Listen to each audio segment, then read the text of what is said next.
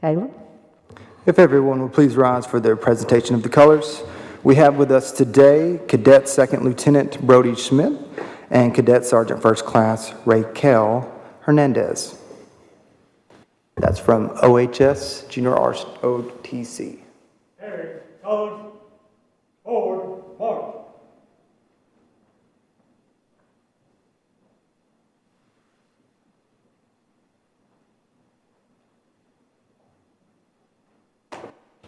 Detail, all. Detail, place. Pose.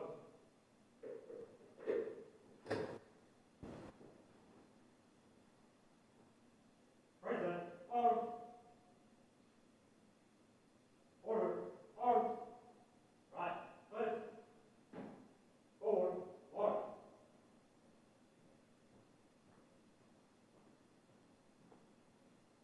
Color guard. Halt.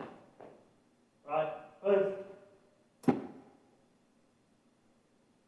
pledge allegiance to the flag of the United States of America and to the republic for which it stands, one nation, under God, indivisible, with liberty and justice for all. Left, face. Forward, march.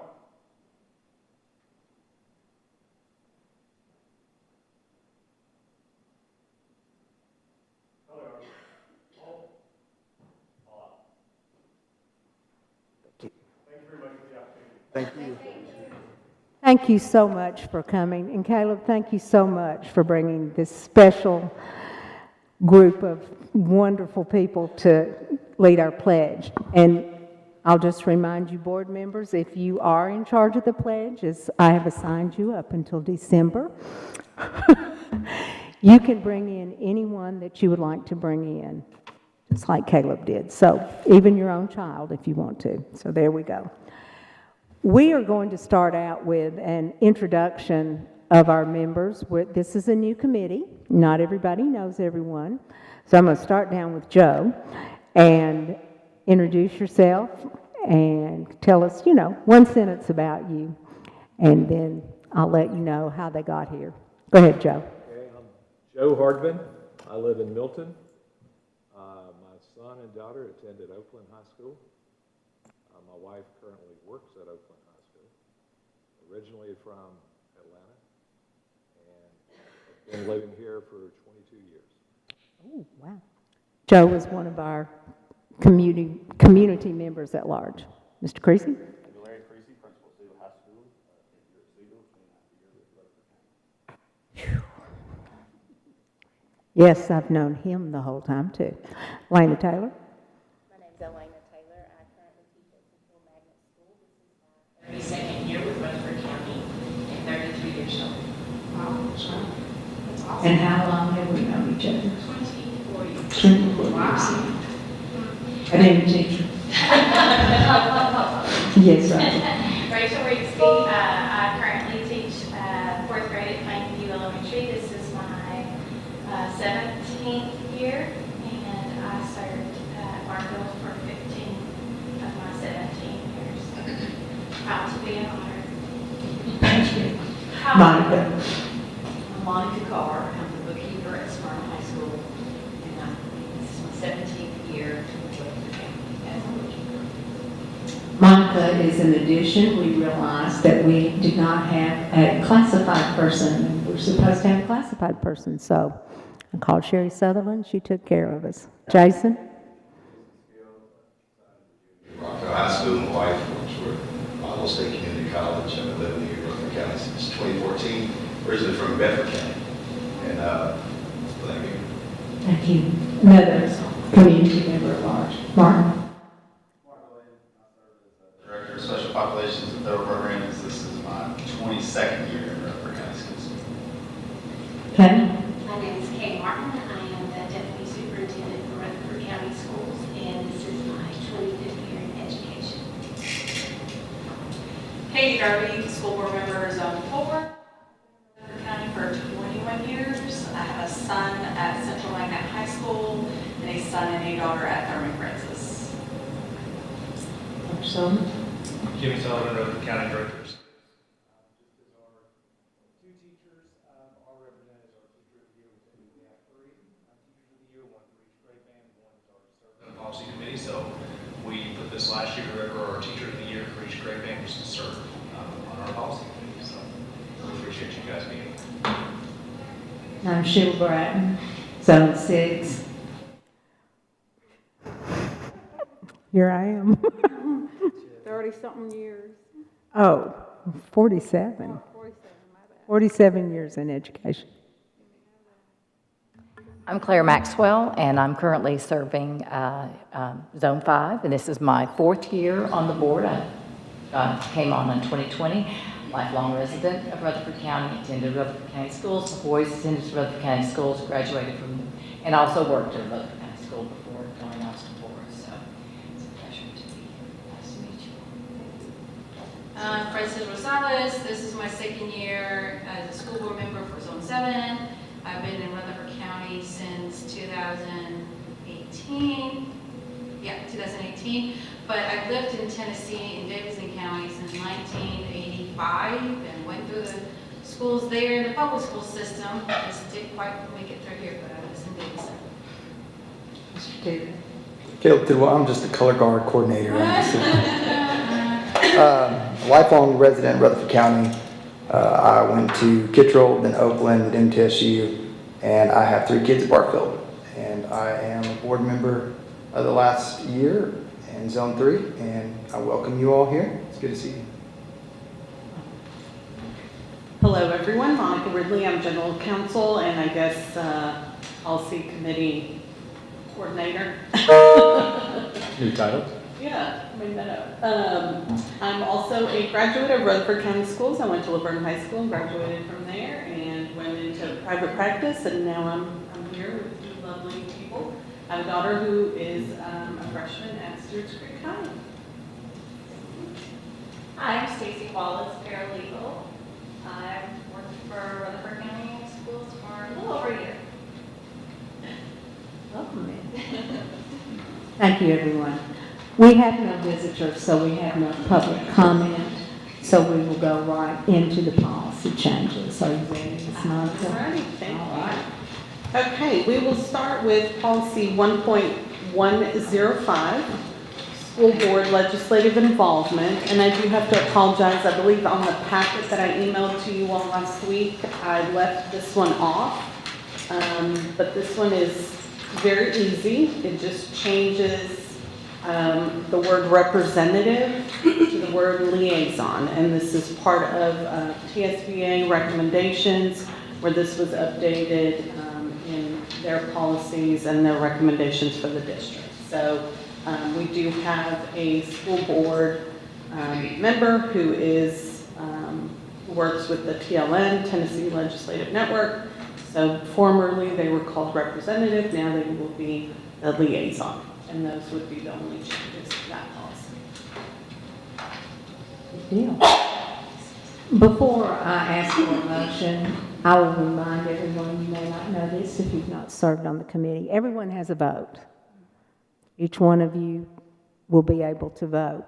If I ask and it's not an obvious yes or no, then I will have a roll call vote, okay? All right. Questions or concerns about this policy? No questions or concerns, I will entertain a motion. Second. Move to approve in second. All in favor say aye. Aye. All opposed, no. Is there anyone that wishes to abstain? Thank you. This passed. Thank you. Next policy is policy 1.205, board director relations. And the proposed language, which you see in yellow, would add a process for obtaining additional information by board members. And it requests that the board members would submit their request to the director of schools and the board chair, and then the director of schools would ensure that the information is compiled by staff members, and then once compiled, the information would be shared with all board members. I put this language in here Ms. Maxwell and I went to TSBA recently, and this is some language that they recommended that we add for clarity and information and communication. This is just a communication route. It's, as we all know, we have one employee on the board, and that is Dr. Jimmy Sullivan, and then he has all the rest of you people. So, you people, all the rest of you wonderful.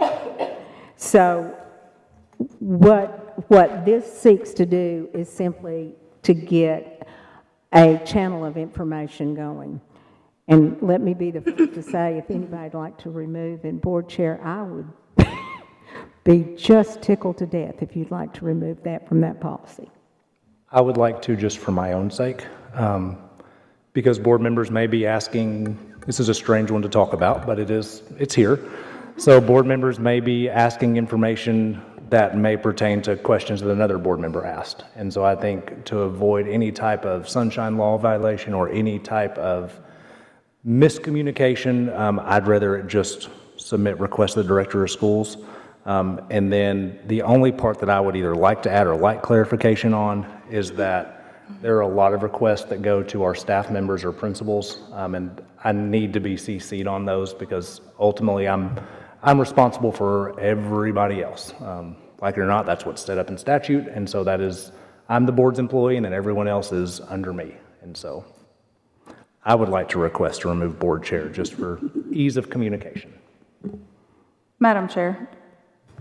Yes. Sorry. Yes, Ms. Darby. Would you feel it's appropriate at the end here, shall be sent to the entire board when appropriate? Yeah, that's good. I think that would be good. Okay. I took this language directly from TSBA, and sometimes it doesn't exactly fit what we like to see. So we can add when appropriate at the end. Can we remove "and the board chair"? Have Yes. any objections to that?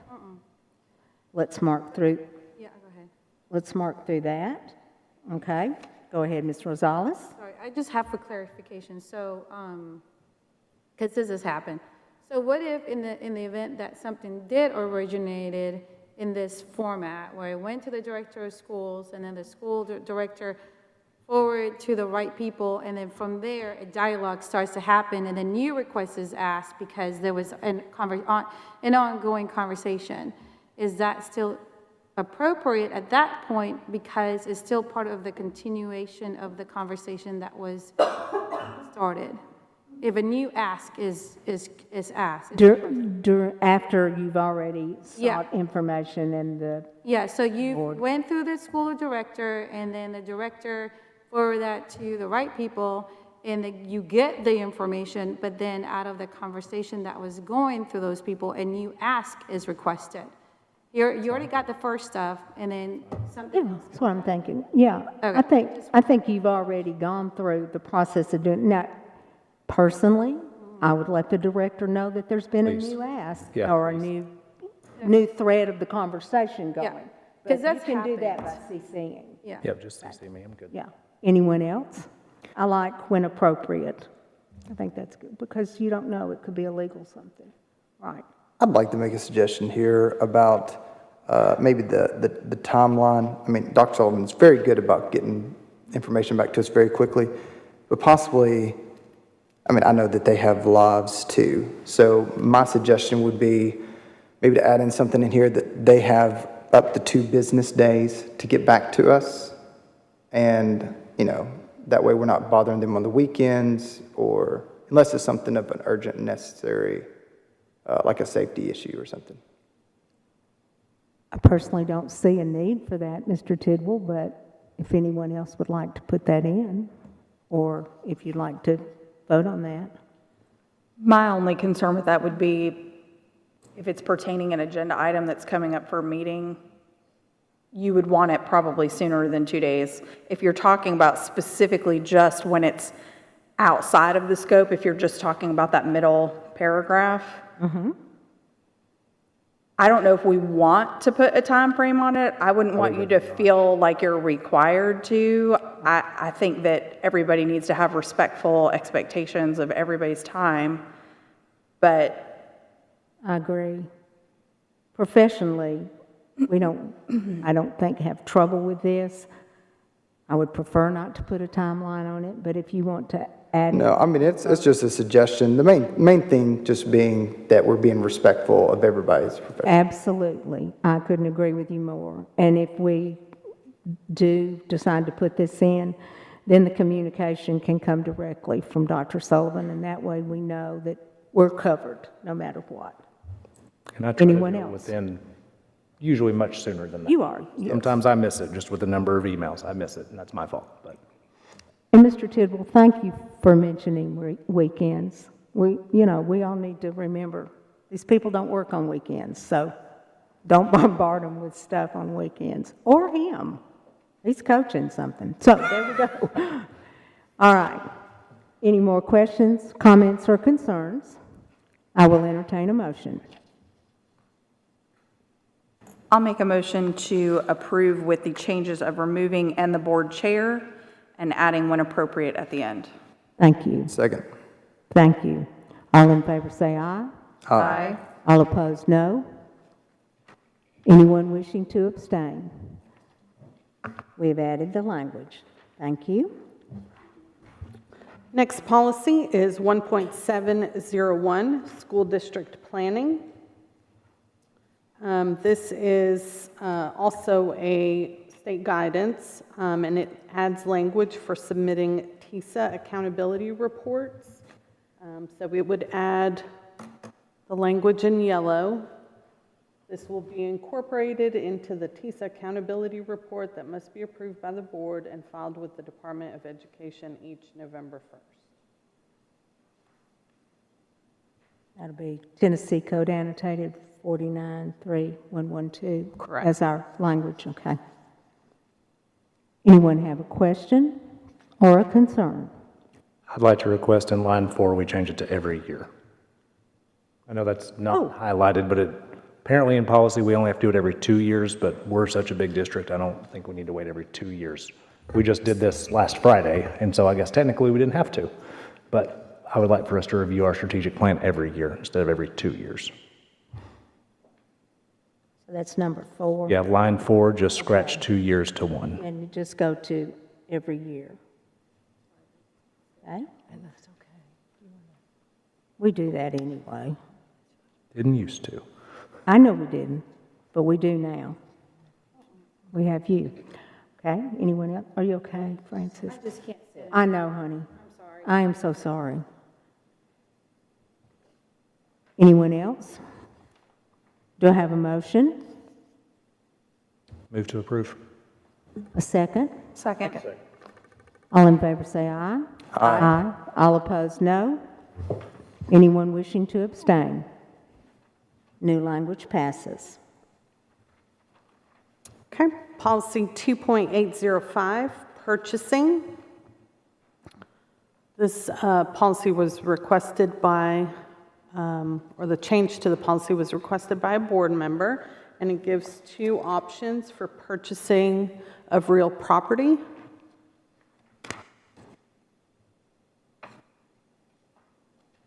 Would you mind reading those, Monica? I will.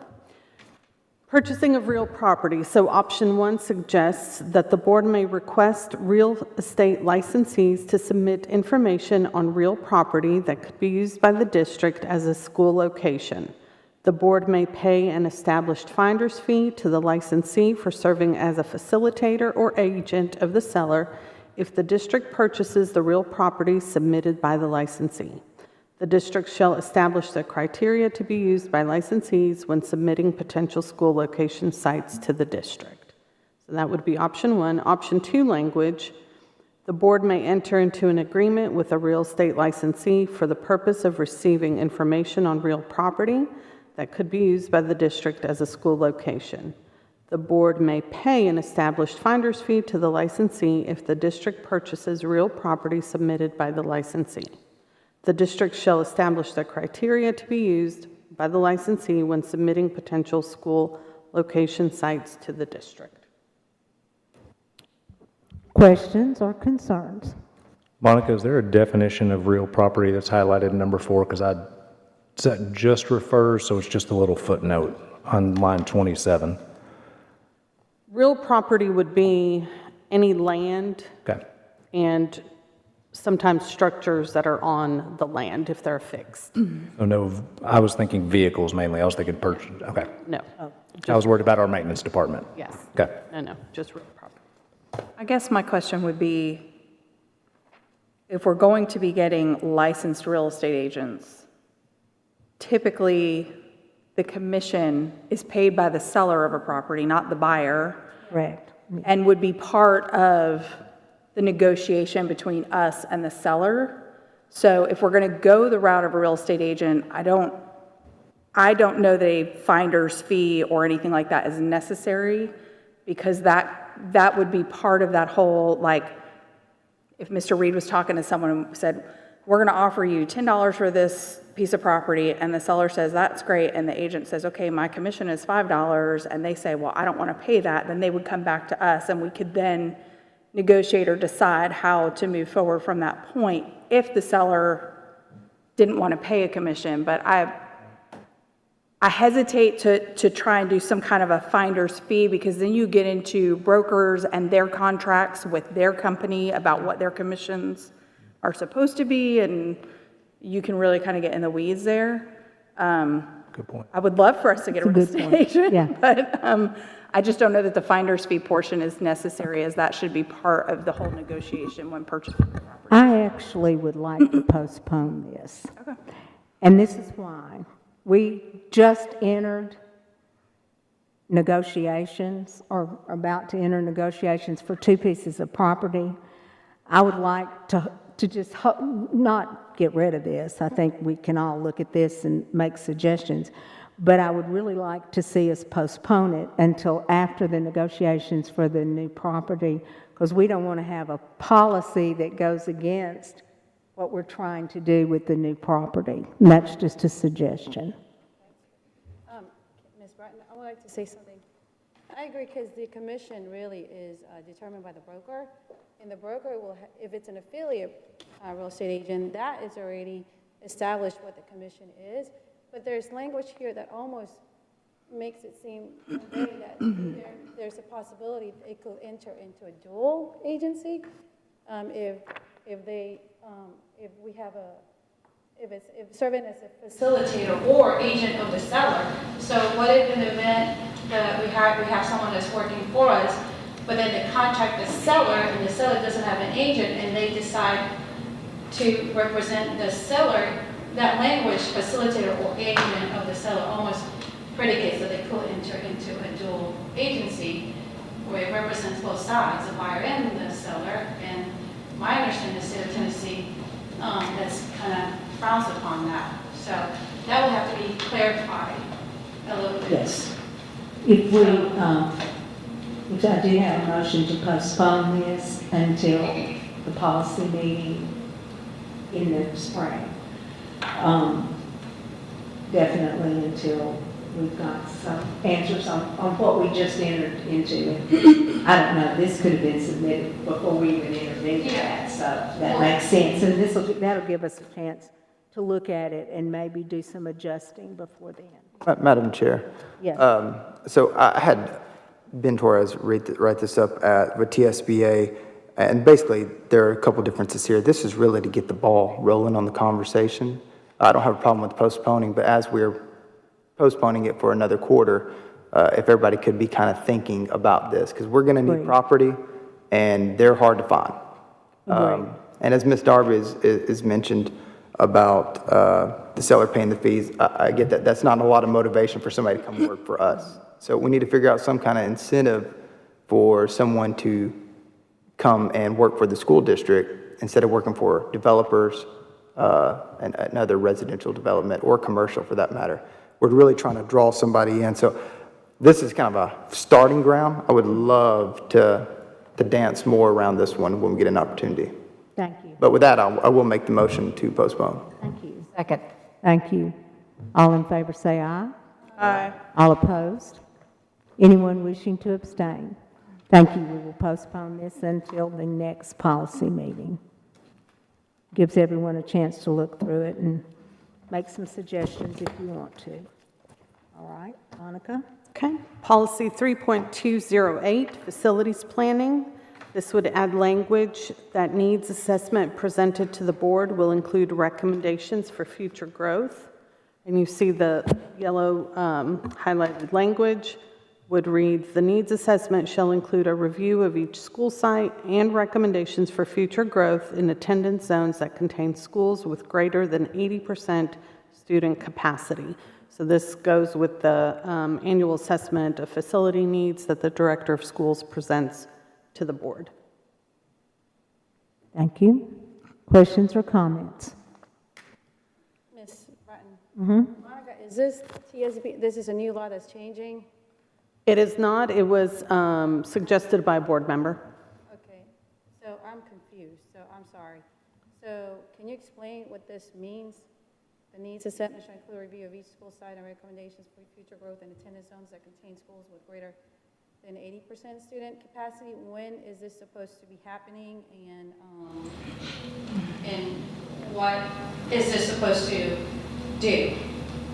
So our current policy says that the director of schools has to present an annual assessment of facility needs to the board by the end of February each year. Okay. So the language that is proposed to be added not only says that the needs assessment that is presented by the director of schools, it will also have recommendations for future growth in attendance zones with schools that have more than 80% student capacity. So future recommendations, what is that defined? That we need a new building? Or that we need to look somewhere, or, I mean, I'm just trying to understand, Madam out Chair. of this language, what this is going to end. Yes, ma'am.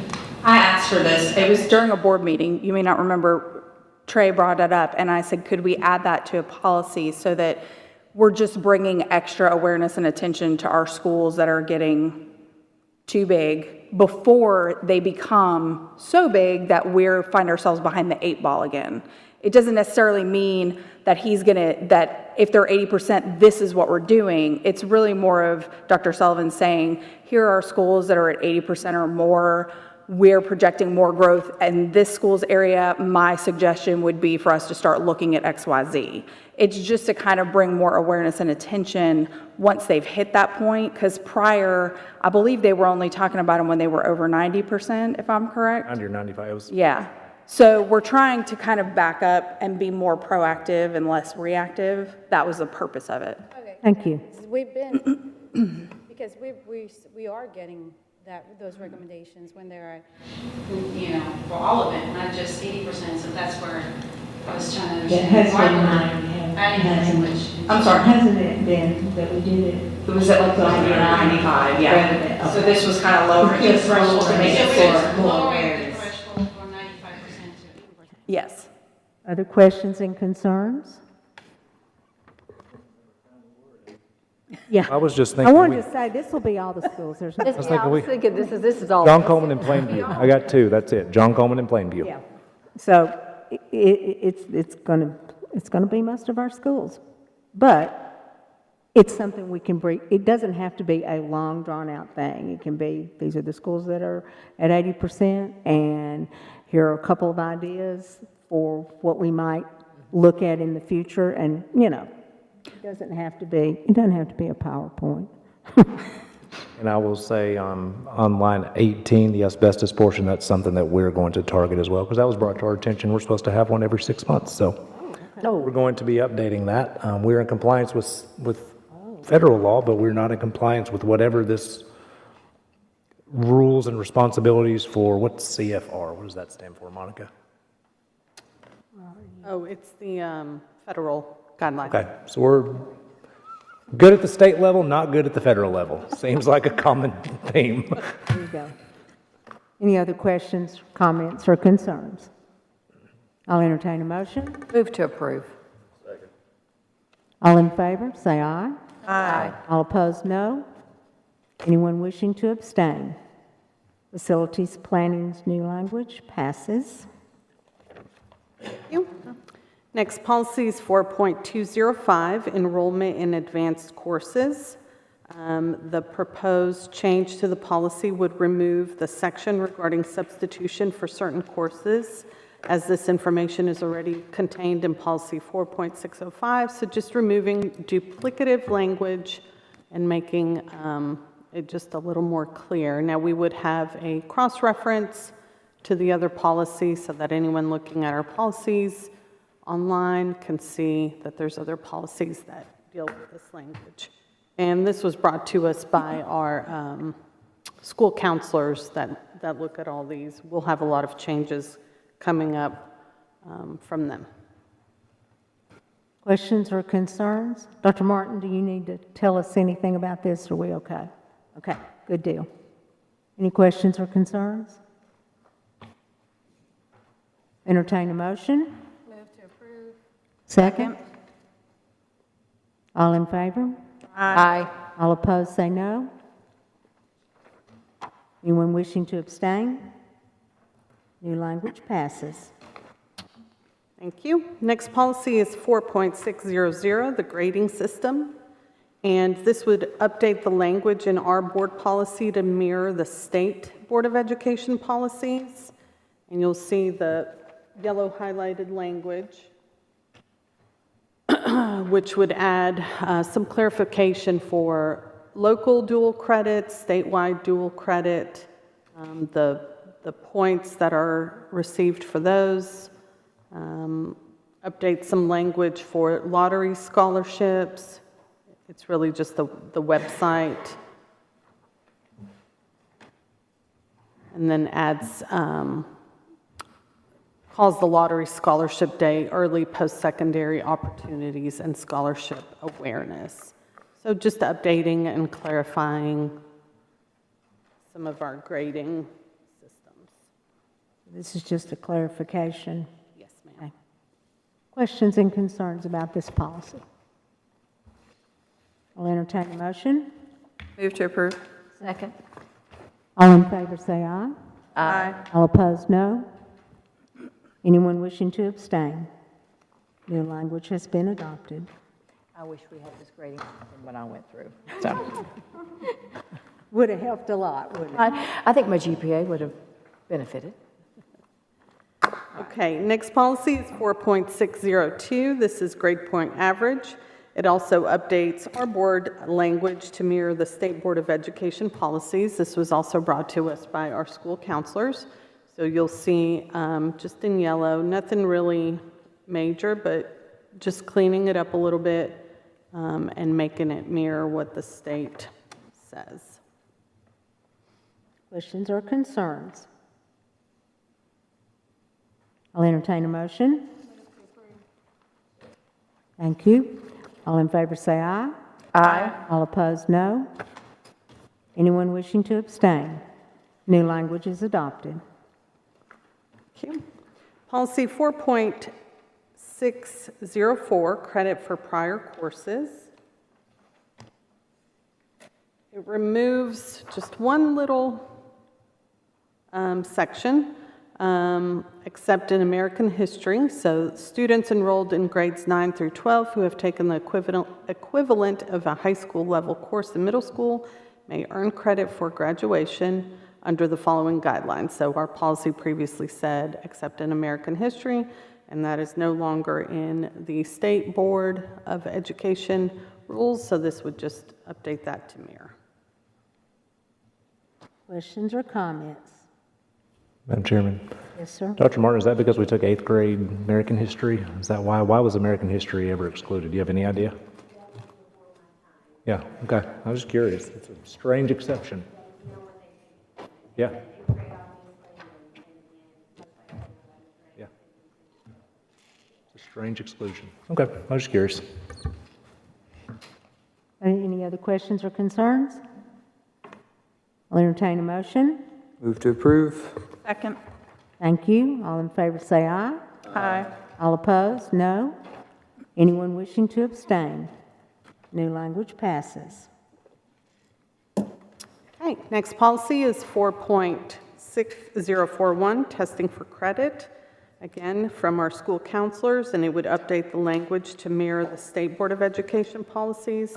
As you all can see, there's been a lot of updates to these, so our counselors have gone through and done a lot of work to make sure that our policies are in line with those. And so a lot of this language is new for homeschool credit, testing for initial credit, and which classes are included in those. Madam Chair, would you like me to read the language? I think everyone's read it. You were very good about getting that out. Thank you, Monica. I appreciate that. Any questions or concerns? I'll entertain a motion. Move to approve.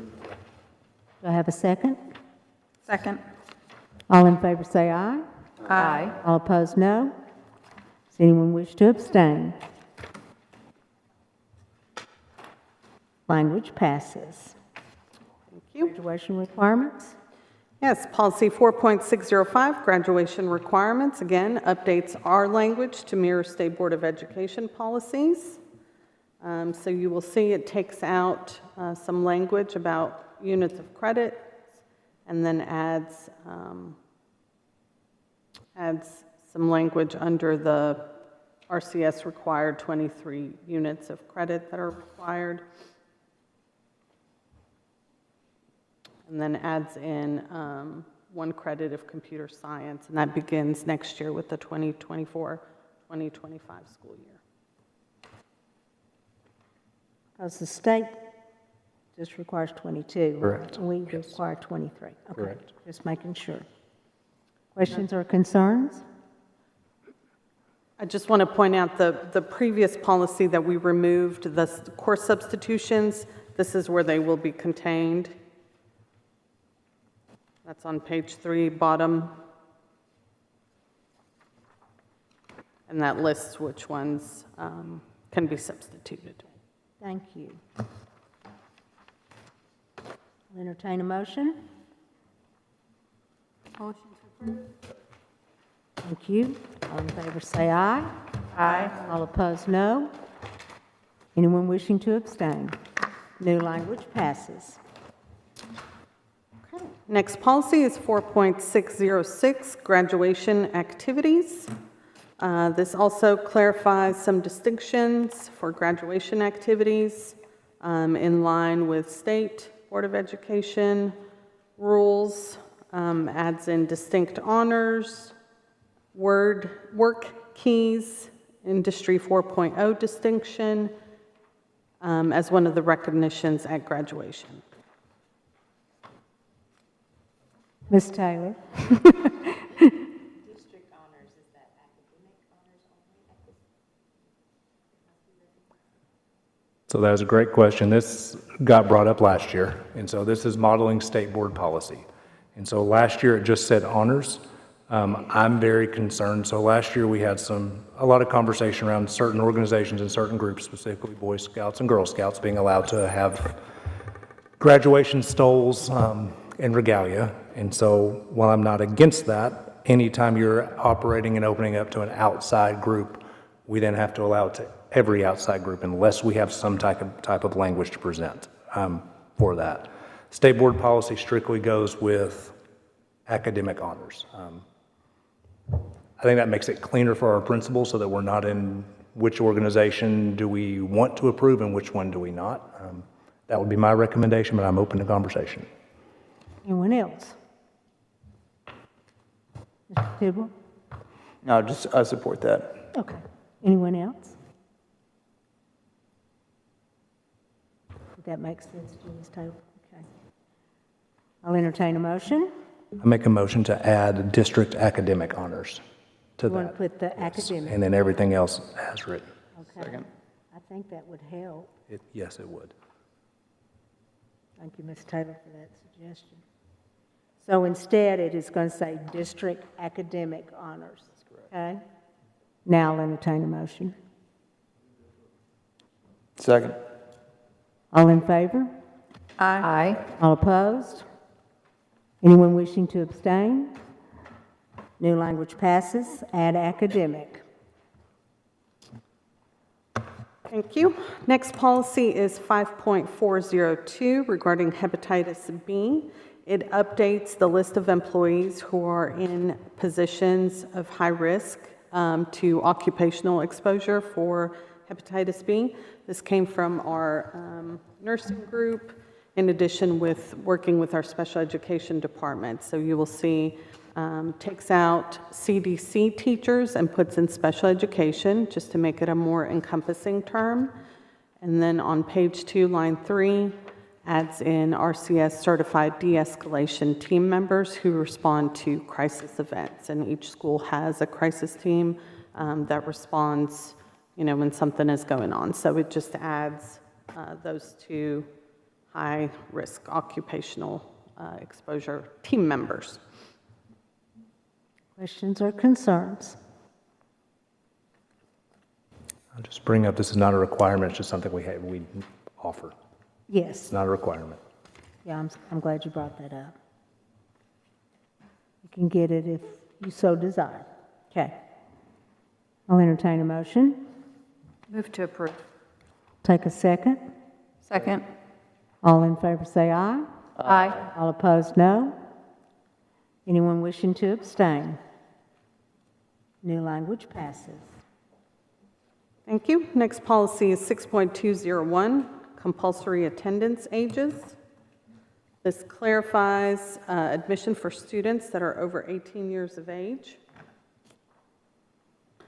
and takes out that the admission must have the application approved by the principal and the director of schools, and adds in that a designee appointed by the director of schools will review the application, and in reviewing the application, they will evaluate any credits along with current grades that the student has and attendance from their previous school to determine if a student who's over 18, would benefit from enrolling and could they finish school in a reasonable amount of time. Questions or comments? I would just like to, sorry, go I ahead. have a question. Ms. Rosales? Throw a loop, but what happened to a child who may be 18, but we don't have the documents to prove that their credits and current grades or in attendance from the previous school? Because we do have kids that come in. Yeah. Yeah. And they don't have these documents, and there's nothing to prove that, and even their age, for that matter. So what do we do with that scenario? Because this just talks about kids that do have the documents and they have the history, but what about the kids that do not? Adult high school. Yeah, we're not required to educate them, so unless they meet those, they're an adult. Okay. All right, so we don't have to put language on that here to distinguish? No, because the first line follows state law that just says the ages that we have to educate. Okay. We already have a designee. We have And Ms. someone in Bryan the district serves. who reviews those and provides them with the information for adult education. Okay, great. Ms. Maxwell, did you have a comment? Well, I was just going to say, the other night, I spoke with Ms. Turnbow, and, their adult ed is weird. Because I figured this would happen, too. We've had a lot of new people move into the district, so. Happens. Anyone else? I'll entertain a motion. Move to approve. Thank you. All in favor say aye. Aye. All opposed, no. Anyone wishing to abstain? This passes with the new language. Procedural due process. Thank you. Policy 6.302, procedural due process. It just adds language to correct the syntax. Just clarifies this policy, makes it a little bit easier to read, understand, and flow. So you'll see it doesn't change the substance, just clarifies a little bit the language about the inquiry that is required for offenses, what the administrator or the teacher has to do to ensure that the student is receiving due process. Okay. Questions or comments?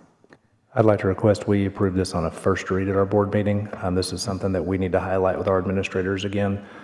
With the increased number of threats that we've had, sometimes we have school sometimes the TBI or local law enforcement deals with it before it even gets to us.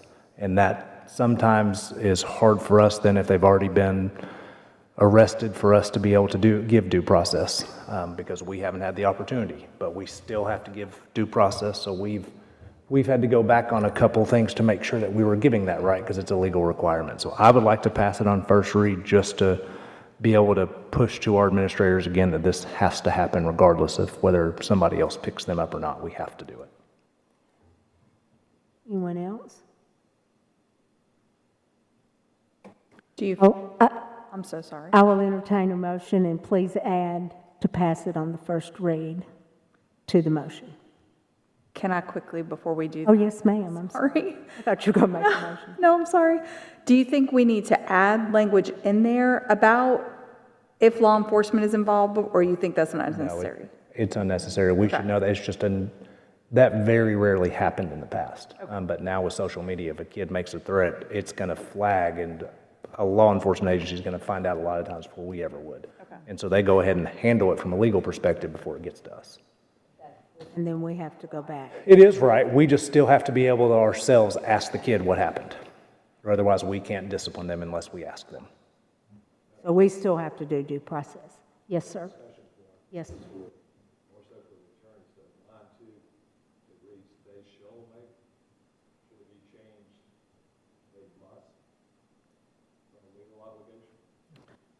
Shall is mandatory.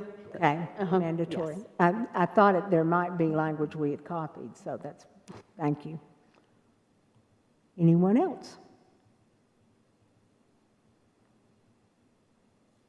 I'll entertain a motion. Move to approve.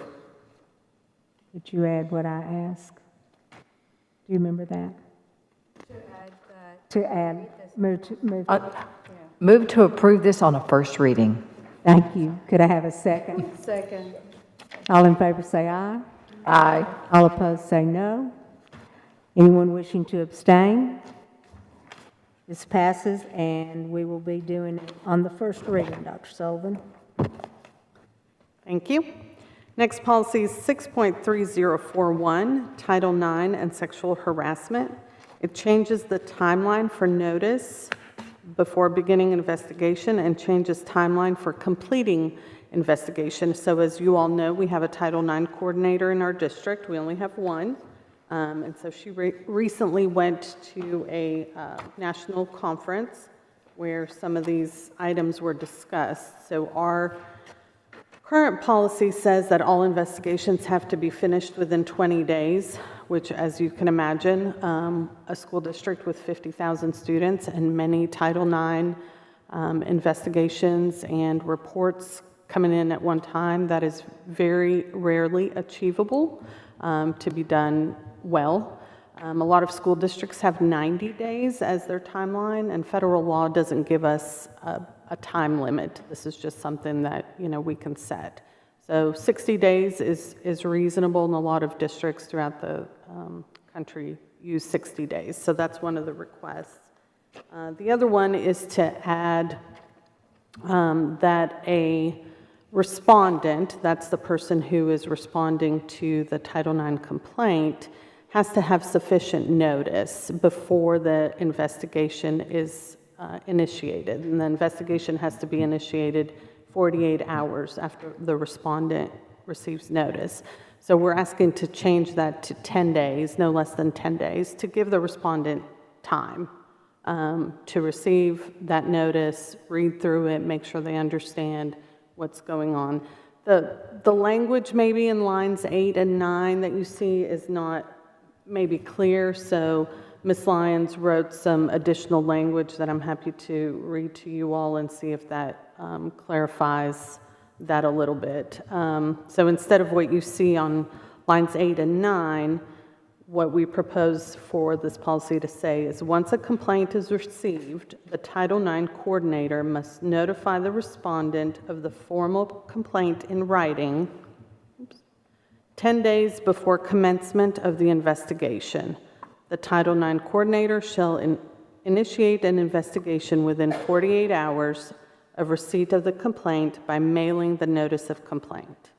If an investigation is not initiated within 48 hours, the Title IX coordinator must submit in writing to the director of schools with appropriate documentation detailing the reasons why the investigation was not initiated within the required time frame.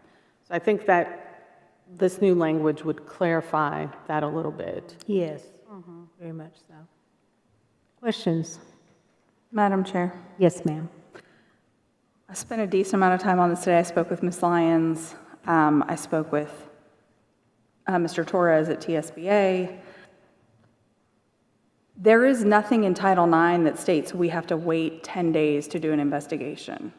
And I questioned it because I thought to myself, somebody says this person, I'm just going to say attacked me for lack of better words,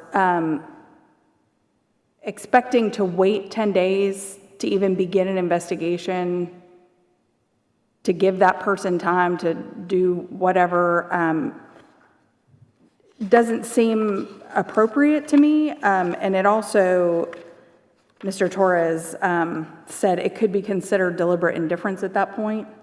I don't know if we want to postpone this to gather more information to discuss it, but I have some definite concerns. I know I was told today that she's kind of an office of one. She is the coordinator and the investigator.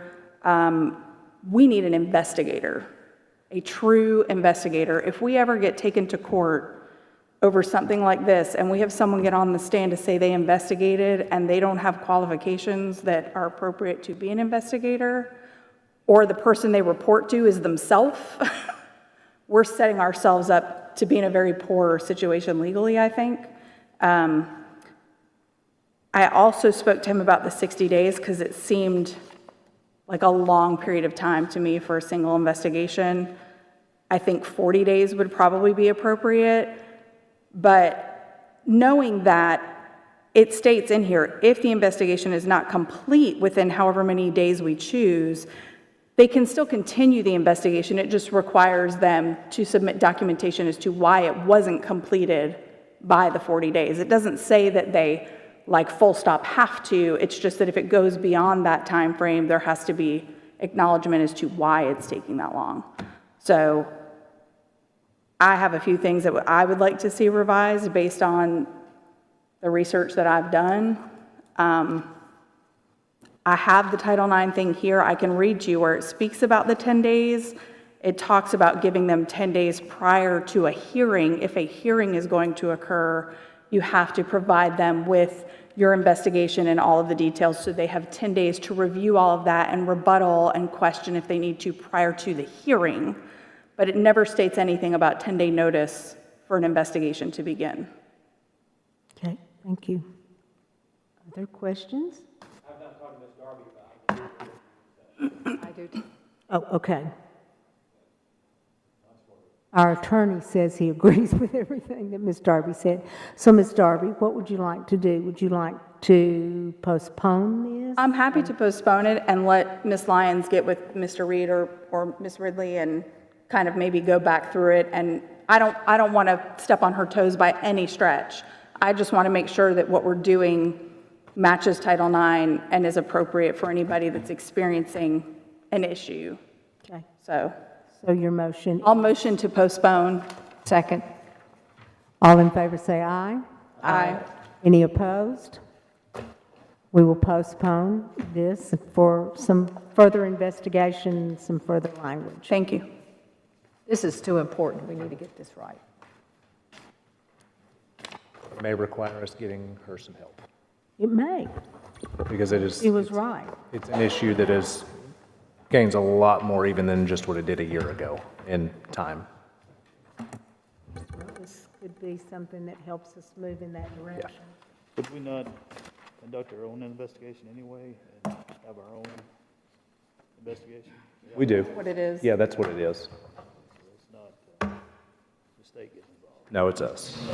She is, we have 4 Title IX investigations. In a day, which would not be unheard of. You interview every witness that you need to. It just takes, it's probably more than one person needs to be doing. Or we need to do 60 days. We either have One to of the give two, her yeah. time to do what she needs to do, or we need to look at doing something else. I'd like to see us get an investigator, because in there it states that the investigator has to report to the coordinator, and it doesn't make sense to ask her to report to herself. So, and as big as we are, I think we really need someone that has an investigative background that's looking into those things. That's just my personal. This was a part-time position until. 2020. Till 2020, so. Marisha was part-time, or was it? No, She split her time between paralegal and Title IX That's right. coordinator. Yeah. Dr. Sullivan, I'm sorry. Go ahead, Mr. Dr. Sullivan, did you say that we could have, it's not unheard of to get 4 a day? We could have, depending on, or at least inquiries. It would not be, you can never judge the day, but there are times where it just, depending on the day. Well, and you have to understand, there's kind of, and I'll have Ms. Lyons here at the next committee so y'all can hear from her, because she's a great resource, but there's a difference between a report and a formal complaint, okay? So she gets a ton of reports every week, every month, but very few actually choose to file a formal complaint, which is, you know, the respondent has to get notice of it in writing, then they have time to respond. It's, you know, a back and forth. It's more formal. It's a complaint process. But she gets a lot of reports where principals or admins call in and, you know, give reports about some things that have happened, and she helps them through that. So the other policy was more in alignment for formal complaint, right? That's right. Yeah, and so, And there's a difference. yeah, and then my clarification will be on that 10 days to the respondent, which I'm glad that I know that we moved from that, but what if it falls like in close to holidays or vacations and things of that nature? If you have 10 days and there's just one person who works part-time. Well, she's full-time now. Oh, she's full-time. She used to be part-time. Yeah, she's full-time. And I always put the word calendar days in there. We can think about that. Next policy. Well, that's a No, great but segue. that's leading into our next policy. Yes, Go ahead. that's a great segue. Policy 6.317, this is regarding the Student Disciplinary Hearing Authority. So there are a few requests to clean this policy up. First is to add calendar days, because right now it says just 10 days, which is not clear for our parents or our admin, so we want to make sure we clarify that. We recently changed this policy in December of last year to add in another step for it to go to the director of schools. So you'll see on line 24, we still had the old language where it goes straight to a review of the board. So that's the other little change. And then I also had a request earlier today to add in some language at the beginning, which I think would also help parents. So the request is to add at the beginning on either lines 1 or 2 that parents have 5 calendar days to request a hearing in front of the DHA, which right now that policy does not state. So this would clarify that. Say it again, Monica. I'm sorry. Parents have 5 calendar days to request a hearing in front of the DHA. I think that's on the discipline form, right? It is on the discipline Not in form, the but it's policy. not in this policy, right? So this would clarify that so that it's all in one place and parents, you know, can see it all in one place and know exactly the process they need to go through if they're requesting this for their child. Okay, that's good. Anyone else? I'm checking, but I'm wondering if that 5 days is part of 49-6-3401, so let me Okay. check it. Hold on just a minute. We're being clarified here. I think you have Ms. Darby had something too, though. You have Ms. Darby too. It's me Yes, again, dear. sorry.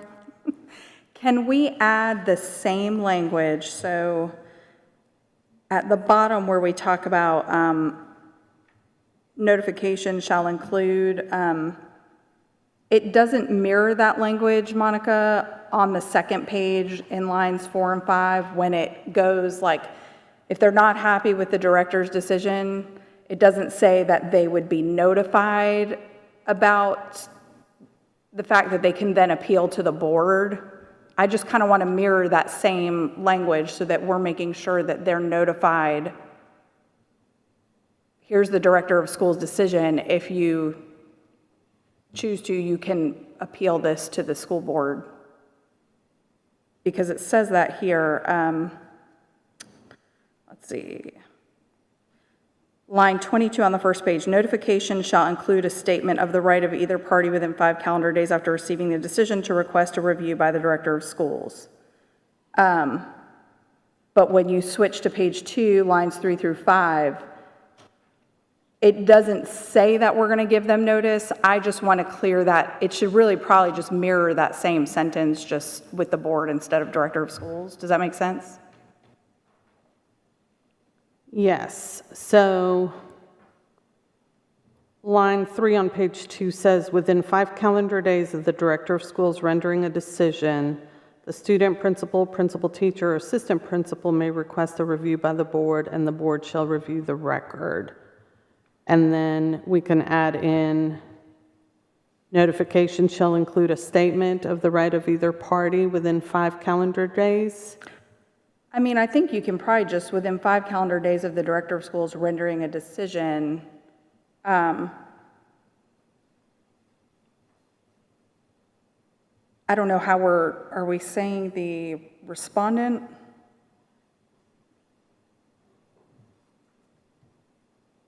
I guess it doesn't state here who the notification is going to. I would just say the same thing, notification of the director's decision and the statement of the right of them to appeal to the board.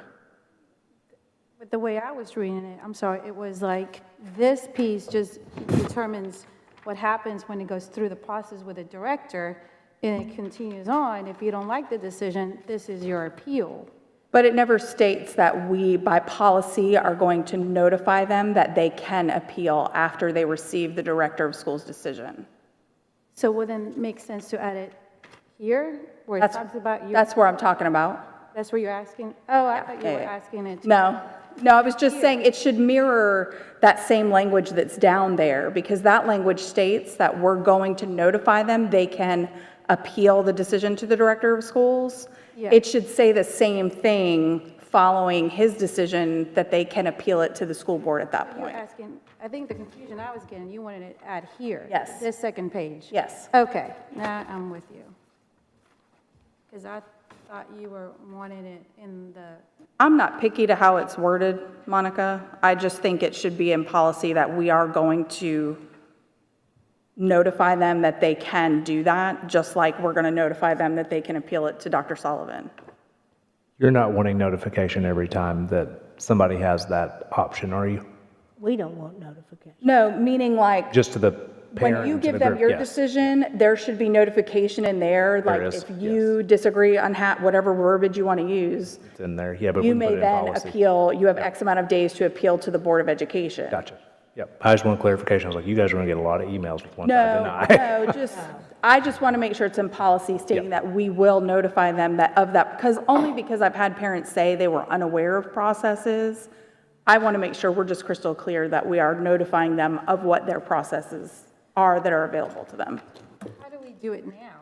Do we notify them within 5 calendar days? Yes, so if they appeal to the director of schools, the director of schools reviews the file, and then a letter is sent to the parent and is copied to the school administrators. And then there's a statement on the letter that says, if you wish to appeal this to the board, you have 5 days. So maybe on 3, you should say a letter will be sent to whoever's involved about the decision of the director of schools, notifying the options to appeal if they choose so to the school board, something like that. At the beginning of... On the second page, on line 3, that's where you can add that language to say a letter will be sent to whoever is involved, the parties involved, about the decision, the director of school's decision, with the option to appeal the decision to school. How about this, Ms. Darby? Starting with line 3, and Ms. Rosales, see if this fits what you're saying. Upon the director of schools rendering a decision, let's see. The student, principal, principal teacher, assistant principal will receive notification and shall include a statement of the right of either party to, same language in Yeah, in the first one. with the 5 days, though, make sure that's in there. Yeah, I'm good with that. Okay. So that's on page 2. Yes, ma'am. Line 3.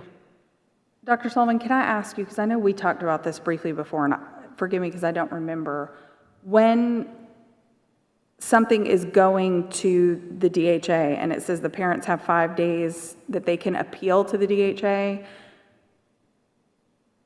how is that notification process happening to the parents? Through our attendance office. So there's a form in the attendance office. It's very rare that we don't get an appeal. And so it's strictly on their form of how they have to appeal, and then they send it straight to the attendance office to schedule the discipline hearing authority. So is there any kind of confirmation that this was given to the parents? It's in Is there an Skyward as email? well. Are they signing something? Is there? Yeah, it's in Skyward as well that says it, with their discipline, which their parent will get. What's the latest? Because I haven't looked at the discipline form in 4 or 5 years.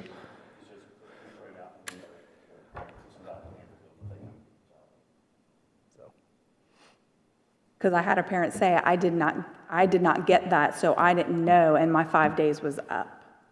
That's a concern for me, and I think Tell the truth. Yeah. it, I can see that, but I'll also argue that a lot of times we get that when it doesn't go the direction somebody wants. So, but I definitely. well, no, I understand that, but I'm just saying in a case where that's a legitimate thing, like I didn't get this, or when does the 5 days start? The day that it gets mailed? And to Francis's point, if it's over a holiday, when there's no mail run, like, It says when does 5 that clock calendar- start ticking? 5 calendar days. So calendar means not over a holiday. Or, No, it would mean. No, it would mean over the holiday. okay. It's So not over a weekend, I'm sorry. Calendar would be weekend. since we're discussing the policy, I guess my question would be, do we need to look at how that notice is given and whether or not we need to make sure that we, I would love to tell you know, yes, but- but we have parents who are not interested in it as well. And so my concern would be if you put that in place, that parent has to agree that they were notified or something to that degree, we're going to be stuck for a very long time waiting on a parent to sign the form, or they're going to tell you, I'm not signing the form, and then we're stuck. So I don't know what the married balance is between that, but that happens more than the other side would happen. I guess my question would be then, because it probably doesn't happen super often, if it were to happen and someone said, I didn't get that and I would like to appeal. We let them appeal. Okay, Yeah. got it. I'm not dying on that sword. They can Gotcha. appeal till they're. We're good. They can appeal till the. I just cows come hate, home. for an instance where if it really did occur, Yep, I don't want someone to feel like they didn't have their opportunity to. agree. And I still don't know what the language is, so can we go back? Yes. We've talked about this so much, I'm not sure. Okay, so we are adding on page 1, line 2, parents have 5 calendar days to request a hearing in front of the DHA. On page 2, line 3, we are going to start with, upon the director of schools rendering a decision, the student, principal, principal teacher, or assistant principal shall receive notification, including a statement of the right of either party to request a review by the board within 5 calendar days. Perfect. Maybe after receiving the decision. We want to make sure that they have 5 calendar days after receiving the decision.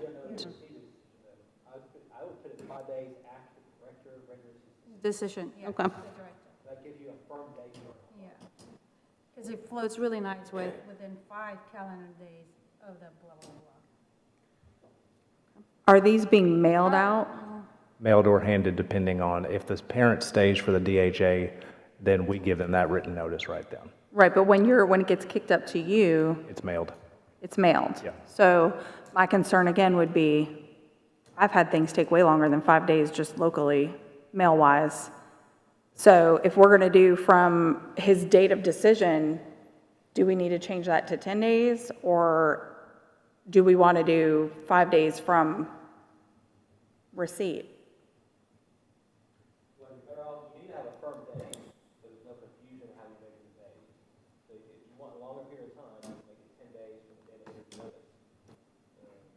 What if, I mean, if they're mailed out the same day or go out by email, you know, they should easily make it for 5 days. I think the only problem with making it 10 days is that now you're extending the student from having a decision one way or the other, or the school. If it's 10 days and 10 days and 10 days, it could potentially be a month from when their discipline is handed down to where even the board could review it.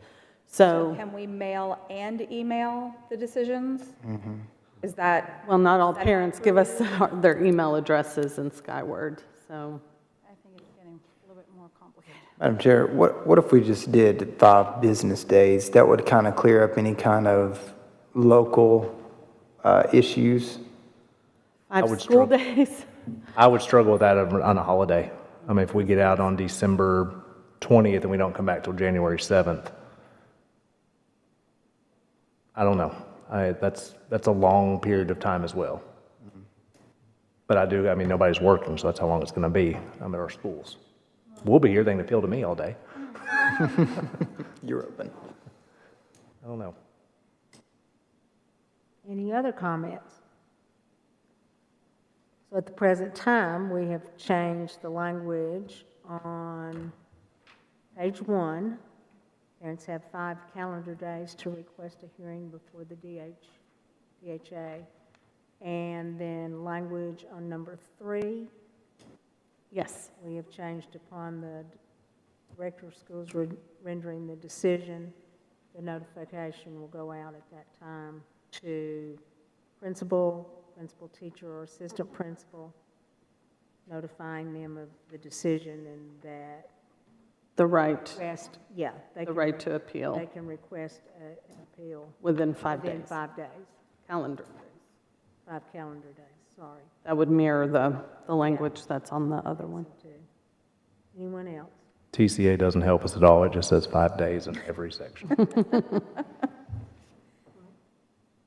fixing it. Anyone else? Do I have a motion?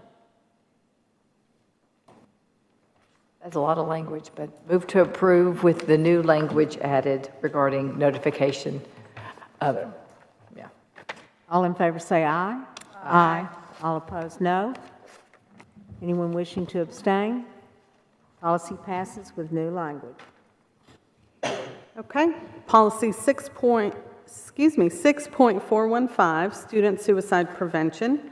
This is also from our school counselors, and just a few little tweaks.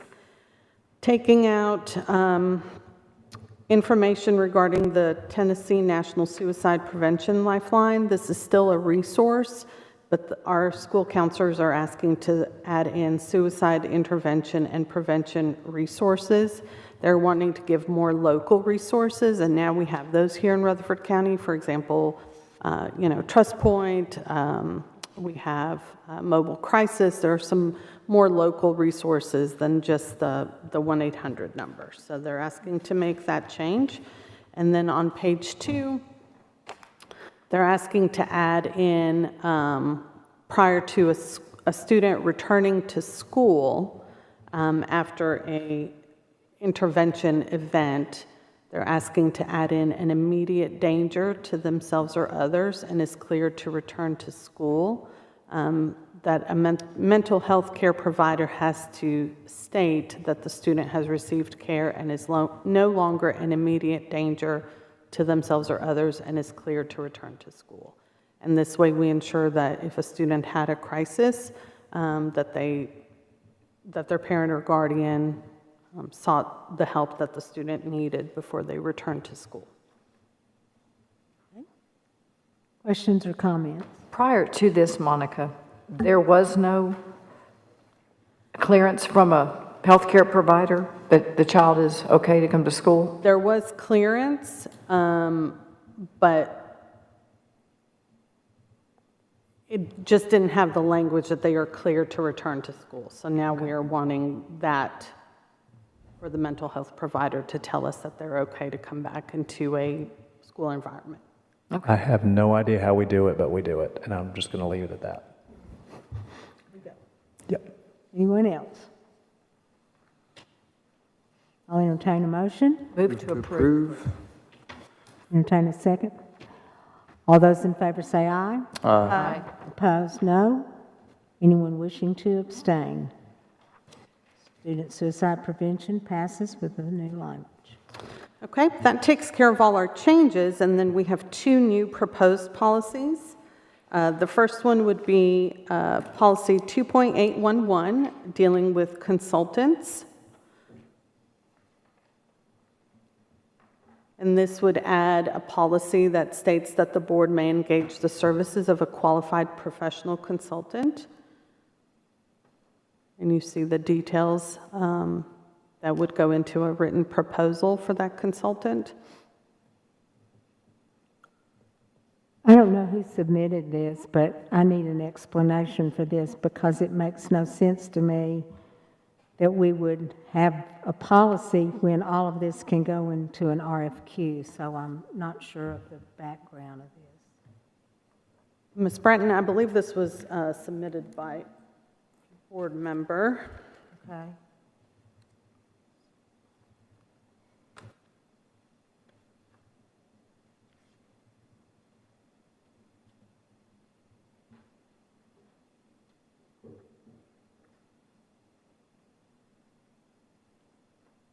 I'm just unclear on why we would need this.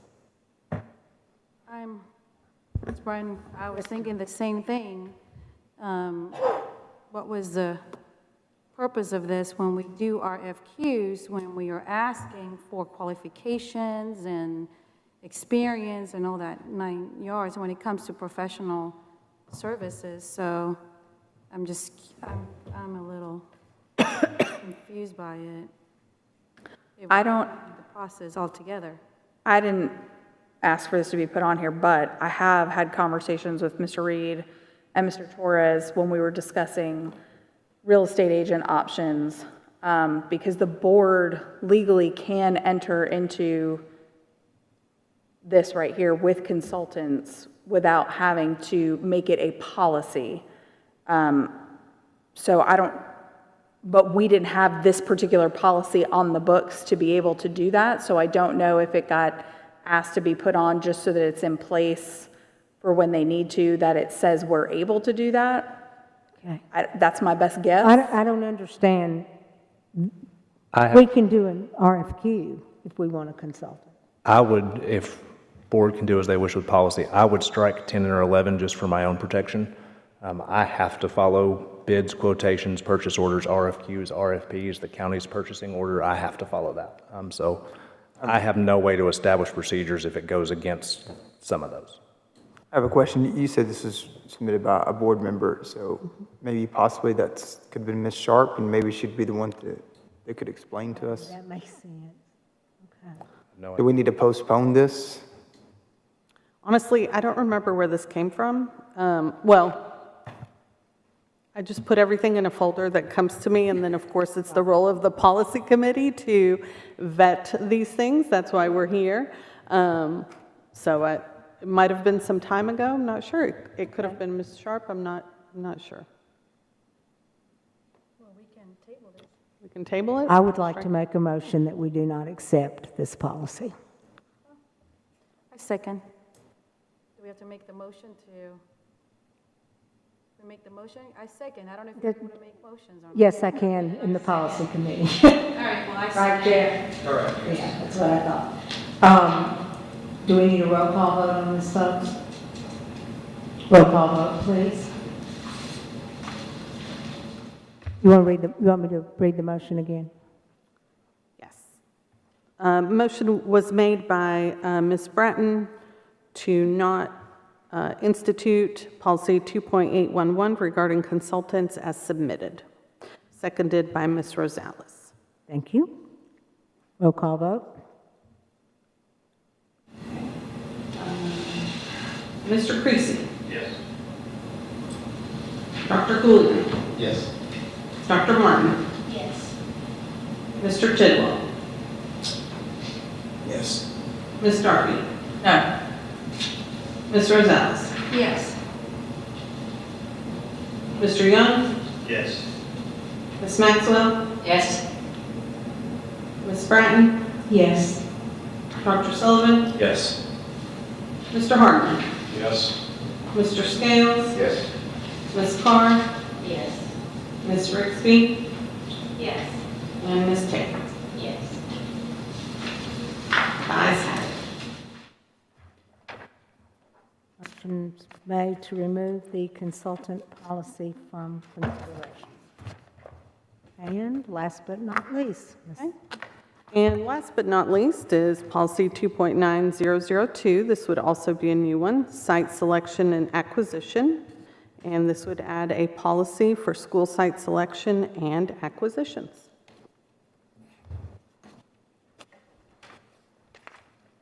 Questions, concerns, comments? I would recommend that we table the other one, so it seems So- appropriate to table this one, but I'm open to anything, but that just seemed appropriate. Well, since it is dealing with land acquisition, it's just like our other policy, and we are involved in negotiating at this point. This is a good policy. It's got a lot of good stuff in it. We might want to do as Dr. Sullivan has suggested, postpone it, give everyone on the board a chance to look through it. It has a lot of stuff in it, so we need a chance maybe to mull this over. We've got time since we're not quite where we thought we needed to be at this particular point, but we're in the process. So was that a motion, Dr. Sullivan? Yeah, and I'll add that I like this policy. I am a stickler in making sure we cover ourselves, and I would hate to put a policy in place right in the middle of us purchasing land that gives anybody any reason to think we went against the policy to purchase. I think. Not talking about our school board, but other elected bodies.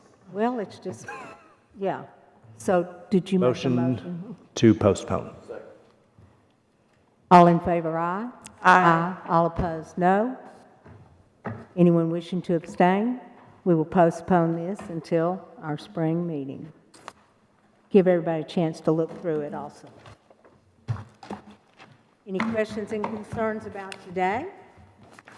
Ms. Bratton, we probably should have started with this for our new board members, but just so you all know, our new board members, our policy suggestions can come from anywhere, board members, employees, students, community members, yes, people on this committee, staff members, changes in law, obviously those things are updated. So just so you all know, sometimes we say this came from so-and-so, and then this committee is kind of the gatekeepers to go through, flesh it out, add any necessary language, talk about it, and then it gets submitted to the board for 2 readings, or sometimes 1 reading as requested, and will be passed on 2 readings by the board.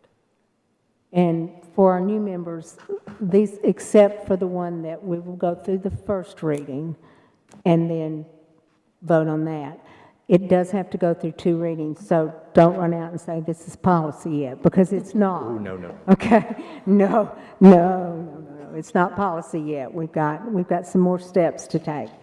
Any questions? Okay, I will adjourn. Ms. Darby. Move to adjourn. Second. That's a big joke. This meeting is adjourned.